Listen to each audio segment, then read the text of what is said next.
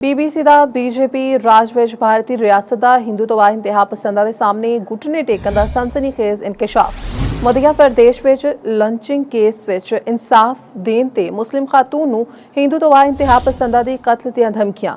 BBC ਦੇ ਮੁਤਾਬਿਕ ਮੁਸਲਿਮ ਖਾਤੂਨ ਜੱਜ ਤਬਸਮ ਖਾਨ ਨੂੰ ਉਮਰ ਕੈਦ ਦੀ ਸਜ਼ਾ ਸੁਣਾਉਣ ਦੇ ਬਾਅਦ ਦਿਹਾੜ ਬਾਅਦ ਹੀ ਆਨਲਾਈਨ ਟ੍ਰੋਲਿੰਗ ਤੇ ਹਰਾਸਾਂ ਕੀਤੇ ਜਾਣ ਦਾ ਸਾਹਮਣਾ। ਟ੍ਰੋਲਿੰਗ ਮੁਹਿੰਮ ਵਿੱਚ AI ਦੇ ਜ਼ਰੀਏ ਬਾਰ-ਬਾਰ ਜੱਜ ਦੀ ਮੁਸਲਿਮ ਸ਼ਨਾਖਤ ਨੂੰ ਨੁਮਾਇਆ ਕਰਕੇ ਉਹਨਾਂ ਨੂੰ ਨਿਸ਼ਾਨਾ ਬਣਾਇਆ ਜਾ ਰਿਹਾ ਹੈ। ਮੱਧ ਪ੍ਰਦੇਸ਼ ਦੀ ਅਦਾਲਤ ਨੇ ਨਜ਼ੀਰ ਅਹਿਮਦ ਲੰਚਿੰਗ ਕੇਸ ਵਿੱਚ 14 ਨਾਮਨਿਹਾਦ ਗੌਰ ਕਸ਼ਕੂ ਨੂੰ ਉਮਰ ਕੈਦ ਦੀ ਸਜ਼ਾ ਸੁਣਾਈ ਗਈ। ਅਦਾਲਤੀ ਫੈਸਲੇ ਦੇ ਫੌਰਨ ਬਾਅਦ ਇੰਤਹਾ ਪਸੰਦ ਇਨਫਲੂਐਂਸਰਸ ਨੇ जज की मुस्लिम शनाख्त को हथियार बना के केस नूं मजहबी रंग दे दिता है। सुप्रीम कोर्ट के साबिक जज मारकुंडे काटचू के मुताबिक अदालती फैसले का जायजा कानून दलाइल की बुनियाद पर होना चाहिए है, जज के मजहब की बुनियाद पर नहीं। सुप्रीम कोर्ट बार एसोसीएशन के सदर विकास सिंह दा आखना है कि जज नूं धमकियां देना जमहूरीयत लई संगीन खतरा। इसी सूरत में जज आज़ादाना फैसले नहीं दे सकणगे।